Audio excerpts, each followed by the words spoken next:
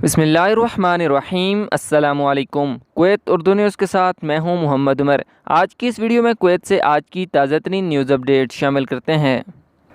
खबर है कि DGCA रवानगी से पहले कैबिन के सामान को असूल के मुताबिक चेक करें। तफसीलात के मुताबिक सिविल एविएशन के डायरेक्टरेट जनरल ने तमाम रवाना होने वाले मुसाफिरों के लिए एक बयान जारी किया है कि वो अपनी एयरलाइंस के साथ कैबिन बैगेज के कवायद को चेक करें कि वो सामान के वज़न के लिए जो बोर्ड पर अपने साथ ले जा सकते हैं। आमतौर पर रवाना होने वाले मुसाफिरों के पास हैंड बैग या कैबिन का सामान होता है जो कि इकॉनमी क्लास के लिए 7 किलोग्राम और बिजनेस क्लास और फर्स्ट क्लास के लिए 11 किलोग्राम वज़न से ज़्यादा होता है।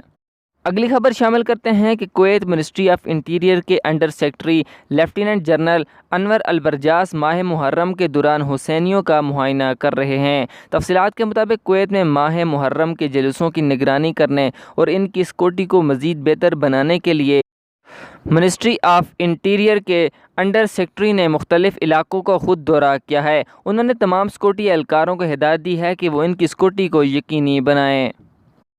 अगली खबर की जाने बढ़ते हैं कि कुवैत में खिलाफ वर्जियों की वजह से साल के आगाज़ से लेकर अब तक हाउसिंग इन्वेस्टमेंट इमारतों में तकरीबन 100 तहखाने बंद कर दिए गए हैं। ताहम दसियों दीगर खिलाफ वर्जी करने वालों ने बंद होने से पहले अपनी खिलाफ वर्जियों को ठीक कर लिया था और वो बंद होने से बच गए।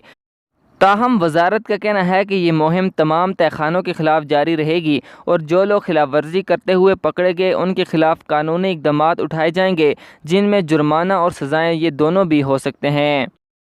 अगली खबर की जाने बढ़ते हैं कि कुवैत के दारुल हुकूमत गवर्नरेट के मुआयने के महकमे ने public authority for food and nutrition ने 800 किलोग्राम पाकिस्तानी झींगा बरामद कर लिया है जो कि इंसानी इस्तेमाल के लिए नामुनासिब था। एहलकारों ने उसे जब्त कर लिया है और रखने वालों के खिलाफ कानूनी कार्रवाई के लिए उन्हें मजाज अथॉरिटी के हवाले कर दिया है।